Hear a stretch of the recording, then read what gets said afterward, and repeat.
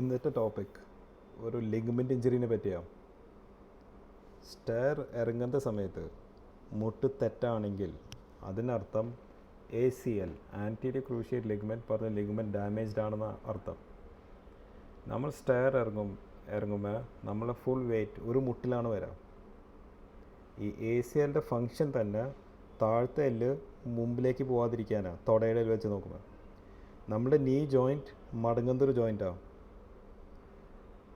നമുക്കത് front back action അല്ലെങ്കിൽ side to side action ഇല്ല. ACL പോകുമ്പോൾ താഴത്തെ എല്ല് മുമ്പിലേക്ക് പോകും.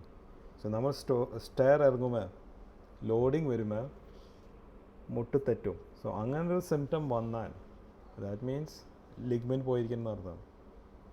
നമ്മളെ ഡയഗ്നോസിസ് പരിശോധിച്ചിട്ട് ക്ലിനിക്കലായിട്ട് പരിശോധിച്ചാലാണ് നമുക്ക് മനസ്സിലാക്കാൻ പറ്റുക. MRI ചെയ്യാൻ സഹായിക്കും. ഇതിൽ MRI ഇപ്പോൾ ACL ഡാമേജ് ഉണ്ടെങ്കിൽ, ലിഗ്മെൻറ്റ് ഡാമേജ് ഉണ്ടെങ്കിൽ ഡെഫിനറ്റ്ലി അത് റീകൺസ്ട്രക്ട് ചെയ്യണം, എസ്പെഷ്യലി യങ് പേഷ്യൻറ്റ്. ഫിസിയോതെറാപ്പി ചെയ്ത് നോക്കാം, ബട്ട് ഐഡിയലി നമ്മൾ റീകൺസ്ട്രക്ട് ചെയ്യണം സർജറി ചെയ്തിട്ട്, കീ ഹോൾ വഴി. Thank you.